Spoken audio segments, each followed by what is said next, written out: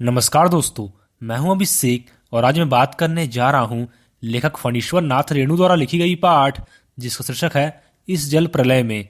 तो चलिए दोस्तों, शुरू से इस पाठ को समझते हैं। लेखक बताते हैं कि उनका गांव एक ऐसे इलाके में है जहां हर साल पश्चिम, पूरब और दक्षिण की कोसी, पनार, महानंदा और गंगा नदी की बाढ़ से पीड़ित प्राणियों के समूह आकर शरण लेते हैं। सावन भादों में लोग ट्रेन की खिड़कियों से विशाल और सपाट पड़ती, मतलब ऐसा जमीन जो जोती बोई ना जाती हो, उस पर गाय, बैल, भैंस और बकरों के हजारों झुंड देखकर ही बाढ़ की खौफ का अंदाजा लगाते हैं। पर्वतीय क्षेत्र में जन्म लेने के कारण लेखक अपने गांव के ज्यादातर लोगों की तरह तैरना नहीं जानता था, लेकिन 10 वर्ष की उम्र से पिछले साल तक बॉय स्काउट, स्वयंसेवक, राजनीतिक कार्यकर्ता या राहत कार्यकर्ता की हैसियत से बाढ़ पीड़ित क्षेत्रों में लेखक काम करता रहा है। और रही बात लिखने की, तो लेखक अपने हाई स्कूल में बाढ़ पर लेख लिखकर प्रथम पुरस्कार पाने से लेकर धर्मयुग में कथा दशक के अंतर्गत बाढ़ की पुरानी कहानी को नए पाठ के साथ प्रस्तुत कर चुका है। जय गंगा, डायन कोसी, हड्डियों का पुल जैसे रिपोर्टाज, मतलब किसी घटना का आंखों देखा वर्णन के अलावा लेखक के कई उपन्यासों में बाढ़ की विनाश लीलाओं के कई सारे चित्र अंकित हुए हैं। लेकिन लेखक को गांव में रहते हुए बाढ़ से घिरने, बहने, एकाएक गिरने और सुख दुख का अनुभव कभी नहीं हुआ। दरअसल वह घटना पटना शहर में सन 1967 में ही हुआ था, जब 18 घंटे की लगातार वर्षा के कारण पुनपुन नदी का पानी राजेंद्र नगर, कंकड़बाग और बाकी निचले हिस्सों में घुस आया था। यानी लेखक ने बाढ़ को सहा है, और वो भी एक शहरी आदमी की हैसियत से। इस बार जब बाढ़ का पानी प्रवेश करने लगा तो पटना का पश्चिमी इलाका छाती भर पानी में डूब गया। तो लेखक अपने घर में ईंधन, आलू, मोमबत्ती, दिया सलाई, पीने का पानी और काम्पोज की गोलियां जमा करके बैठ गए और फिर इंतजार करने लगे। फिर लेखक ने सुबह यह सुना कि राजभवन और मुख्यमंत्री निवास जल में डूब गया है, और दोपहर में यह सूचना मिली कि गोलघर जल से घिर गया है। और 5 बजे जब लेखक कॉफी हाउस जाने के लिए निकला तो रिक्शे वाले ने हंसकर कहा, अब कहाँ जाइएगा, कॉफी हाउस में तो काफी पानी आ गया होगा। फिर लेखक ने उस रिक्शे वाले से कहा, चलो पानी कैसे घुस गया है वही देखना है।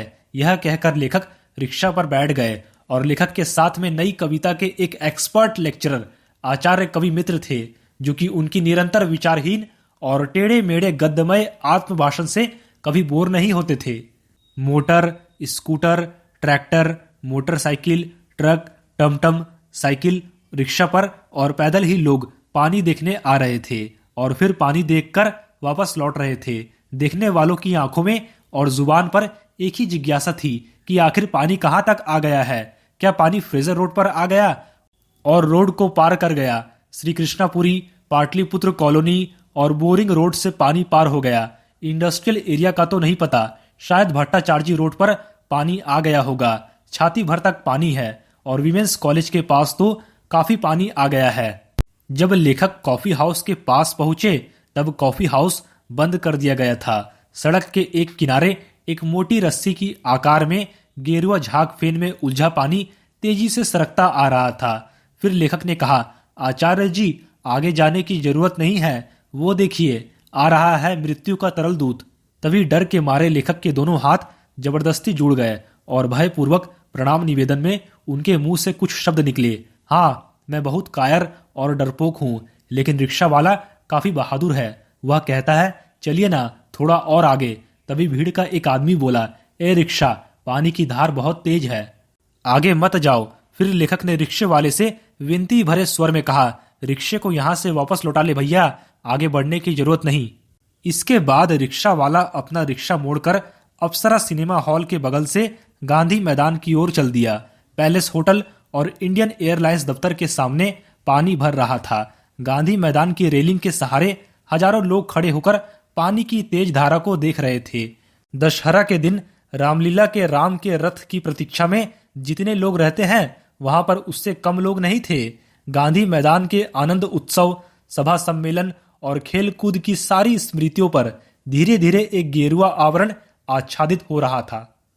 हरियाली पर धीरे धीरे पानी फिरते देखने का अनुभव बिल्कुल नया था। इसी बीच एक अधेड़, मुस्टंड और मूर्ख व्यक्ति जोर जोर से बोल उठा, जब दानापुर डूब रहा था तो पटनिया बाबू लोग उलट कर देखने भी नहीं गए।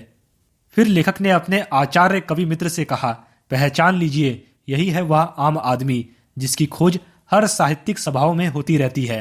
उसके कथन में दानापुर के बदले उत्तर बिहार या कोई भी बाढ़ग्रस्त ग्रामीण क्षेत्र जोड़ दीजिए। शाम के 7:30 बज चुके थे और आकाशवाणी के पटना केंद्र से स्थानीय समाचार प्रसारित हो रहा था। पान की दुकानों के सामने खड़े लोग चुपचाप बड़े उत्सुक होकर सुन रहे थे कि पानी हमारे स्टूडियो की सीढ़ियों तक पहुंच चुका है और किसी भी क्षण स्टूडियो में प्रवेश कर सकता है। यह समाचार दिल दहलाने वाला था। सभी लोगों का कलेजा धड़क उठा। लेखक के मित्र के चेहरे पर भी डर की कई रेखाएं उभरी, लेकिन सभी लोग तुरंत ही सामान्य हो गए क्योंकि चारों तरफ कहीं भी कोई परेशान नजर नहीं आ रहा था। पानी देखकर लौटते हुए लोग आम दिनों की तरह हंस बोल रहे थे, बल्कि आज तो थोड़ा अधिक लोग ही उत्साहित थे। दुकानों में थोड़ी हड़बड़ी थी। वहां पर नीचे के सामान ऊपर किए जा रहे थे। रिक्शा, टमटम, ट्रक और टेम्पो पर लोग अपने सामान लाद कर जा रहे थे। खरीद बिक्री एकदम बंद हो चुकी थी, लेकिन हाँ, पान वालों की बिक्री अचानक बढ़ गई थी। इतने संकट से कोई प्राणी भयभीत नहीं दिख रहा था। लेखक को लगा कि पान वाले के आदमी के कद के बराबर आईने में उतने लोगों के बीच हमारी ही सूरतें मनहूस नजर आ रही थी। फिर लेखक ने सोचा कि अगर हम यहाँ थोड़ी देर भी ठहरेंगे तो वहां खड़े लोग किसी भी क्षण बहुत जोर से हम पर हंसकर यह कह सकते थे कि जरा इन कायरों का हुलिया देखो, क्योंकि वहां ऐसी ही बातें चारों तरफ से उछाली जा रही थी कि एक बार डूब ही जाए। तमिलनाडु के धनुष कोटी की तरह कहीं पटना भी लापता ना हो जाए। राजेंद्र नगर चौराहे पर मैगजीन कॉर्नर की आखिरी सीढ़ियों पर पत्र पत्रिकाएं पहले की तरह बिछी हुई थी। तभी लेखक ने सोचा कि एक सप्ताह की खुराक एक ही साथ ले लूं। आखिर क्या क्या ले लिया जाए, हेडली चेज या एक ही सप्ताह में फ्रेंच या जर्मन सिखा देने वाली किताबें या फिर योग सिखाने वाली कोई चित्रयुक्त किताब। लेखक को इस तरह किताबों को उलटते पलटते देखकर दुकान का एक नौजवान मालिक कृष्णा पता नहीं क्यों मुस्कुराने लगा। वह किताबों को छोड़कर कई सारे हिंदी, बांग्ला और अंग्रेजी सीने पत्रिकाएं लेकर चला गया और अपने मित्र से विदा होते हुए कहा, पता नहीं कल हम कितने पानी में रहे थे। फिलहाल जो व्यक्ति पानी में कम रहेगा वह ज्यादा पानी में फंसे मित्र की मदद करेगा। फ्लैट में जब लेखक पहुंचा ही था कि अचानक जनसंपर्क की गाड़ी भी लाउड स्पीकर से घोषणा करती हुई राजेंद्र नगर पहुंच गई। गोलंबर के पास कोई भी आवाज चारों बड़े ब्लॉकों की इमारतों से टकराकर मंडराती हुई 4 बार गूंजती है। सिनेमा या लॉटरी की प्रचार गाड़ी गोलंबर के पास पहुंचते ही भाइयों शब्द पुकारते ही एक क्षण के लिए चुप हो जाती है और फिर भाइयों शब्द मंडराती हुई गूंजती रहती है। एक जवान रिक्शा वाला है जो कि अक्सर रात के सन्नाटे में सवारी पहुंचाकर लौटते समय इस गोलंबर के पास तान युक्त स्वरों में गाता है, सुन मेरे बंधु रे ए ना सुन मोरे मितवा वावा या।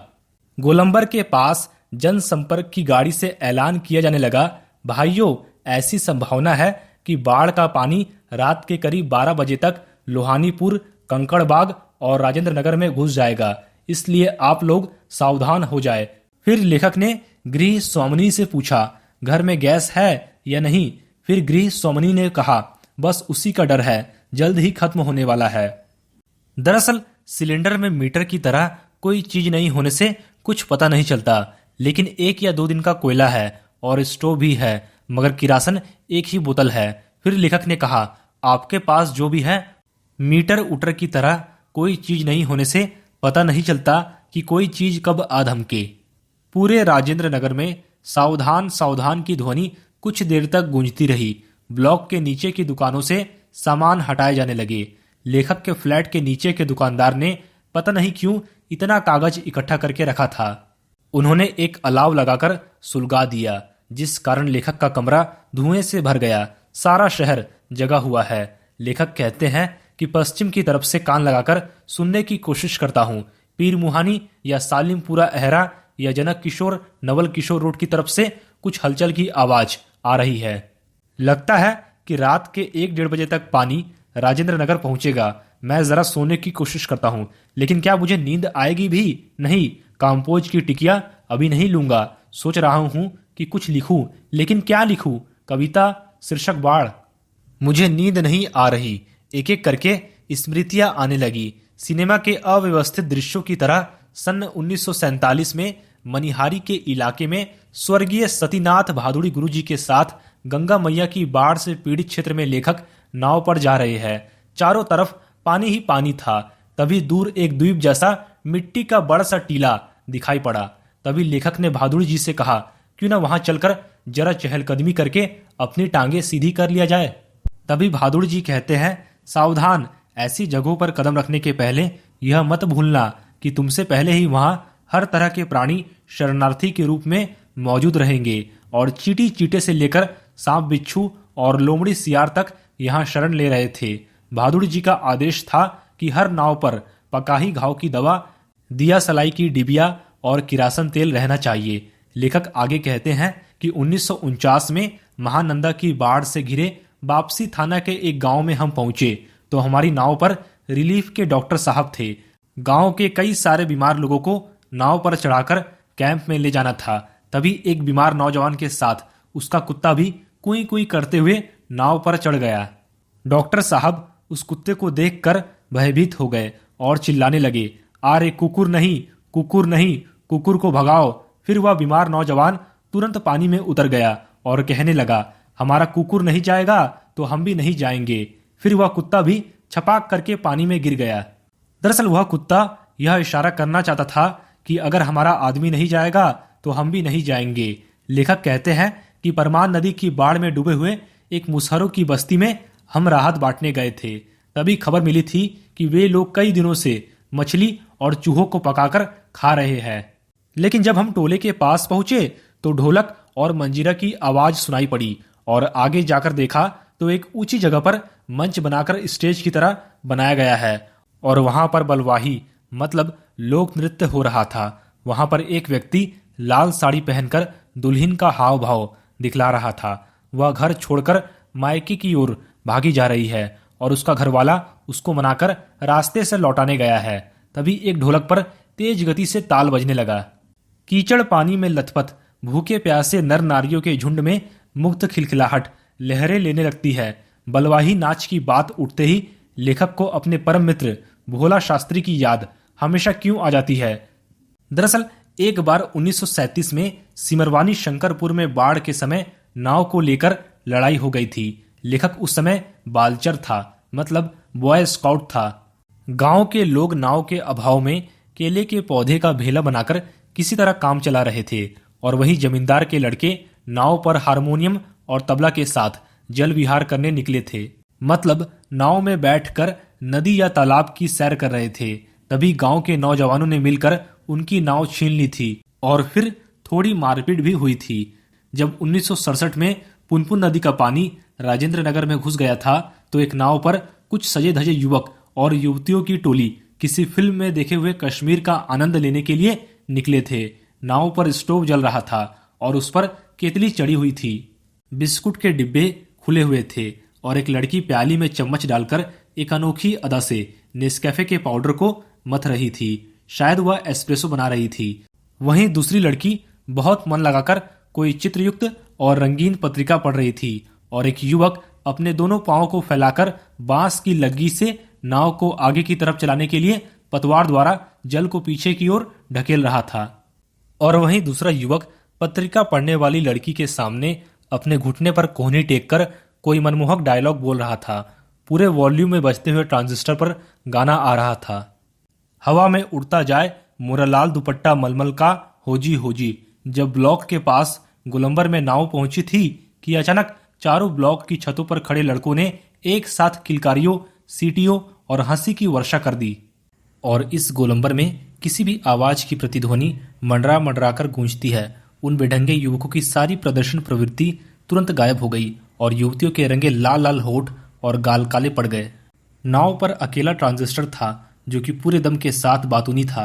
नैया तोरी मंझधार, होशियार होशियार, काहो राम सिंगार, पनिया आ रहलो है, उहू ना आ रहलो है, 2:30 बज गए हैं लेकिन पानी अब तक आया नहीं है, लगता है कहीं अटक गया है या फिर जहां तक आना था आकर रुक गया या फिर बांध पर लड़ते हुए इंजीनियरों की जीत हो गई शायद, या कोई दैवी चमत्कार हो गया।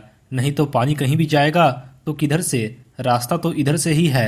अक्सर चारों ब्लॉक के सभी फ्लैट की रोशनी जल रही है और बुझ रही है। सभी लोग जागे हुए हैं। कुत्ते एक साथ मिलकर रोते हैं और उन्हें राम सिंगार की मंडली डांट कर चुप करा देती है। इसके बाद लेखक को अचानक अपने उन मित्रों और सगे संबंधी की याद आ गई जो कल से ही पाटलिपुत्र कॉलोनी, श्री कृष्णपुरी और बोरिंग रोड के अत्यंत गहरे जल में घिरे हैं। जितेंद्र जी, विनीता जी, बाबू भैया और इंदिरा जी पता नहीं कैसे हैं, आखिर किस हाल में है वे। फिर लेखक ने शाम को एक बार पड़ोस में जाकर टेलीफोन करने के लिए चोंगा उठाया और बहुत देर तक कई सारे नंबर डायल करता रहा। उस जगह पर एकदम सन्नाटा था और वहां से कोई शब्द भी सुनाई नहीं दे रहा था। बिस्तर पर करवट लेते हुए लेखक को एक बार फिर मन में विचार आया कि कुछ लिखना चाहिए, लेकिन क्या लिखना चाहिए? कुछ भी लिखना संभव नहीं, और क्या जरूरी है कि कुछ लिखा ही जाए? फिर यादों को जगाऊं तो अच्छा, पिछले साल अगस्त में नरपतगंज थाना चकरदहा गांव के पास छाती भर पानी में खड़ी एक आसन्न प्रसवा हमारी तरफ गाय की तरह टुकुर टुकुर देख रही थी। नहीं, अब भूली बिस्तरी याद नहीं, बेहतर यह रहेगा कि आंखें बंद करके सफेद भेड़ों के झुंड देखने की कोशिश करूं। झुंड, लेकिन सभी उजले भेड़ अचानक काले हो गए। बार बार आंखें खोलता हूं और आंखें बंद करता हूं, भेड़ों के झुंड भूरे हो जाते हैं। उजले भेड़, काले भूरे, लेकिन उजले उजले गेहुए रंग के भेड़। इसके बाद लेखक को झकझोर कर जगाया गया और जब लेखक ने घड़ी देखा तो ठीक 5:30 बज रहे थे। सवेरा हो चुका था। लेखक अपनी आंखें मलता हुआ उठा और सामने देखा कि पश्चिम दिशा की ओर थाना के सामने सड़क पर मोटी डोली की आकार में मुंह में झाग फेन लेकर पानी आ रहा है, ठीक वैसा ही जैसा शाम को लेखक ने कॉफी हाउस के पास देखा था। पानी के साथ साथ खुशी से उछल कूद करता हुआ बच्चों का एक दल पश्चिम दक्षिण कोने पर दिनकर अतिथिशाला से और आगे तरफ बस्ती के पास। बच्चे कूद क्यों रहे हैं? नहीं, वहां बच्चे नहीं हैं, बल्कि पानी है। वहां मोड़ है, थोड़ा रुकावट है, इसलिए पानी उछल रहा है। पश्चिम उत्तर की तरफ ब्लॉक नंबर 1 के पास पुलिस चौकी के पीछे तरफ पानी का पहला रेल आया और ब्लॉक नंबर 4 के नीचे सेठ की दुकान की बाएं तरफ में लहरें नाचने लगी। यह देखकर लेखक दौड़ते हुए छत पर चला गया। चारों तरफ शोर, हंगामा, चीख पुकार और पानी के प्रवाह की कोमल ध्वनि थी। गोलंबर के गोल पार्क के चारों तरफ पानी नाच रहा है। पानी बहुत तेजी से बढ़ रहा है और इस पानी की धारा भी काफी तेज है। सामने की दीवार की ईंटें जल्दी जल्दी डूबती जा रही है। बिजली के खंभे का कुछ हिस्सा डूब गया और ताड़ के पेड़ का तना भी डूबता जा रहा है।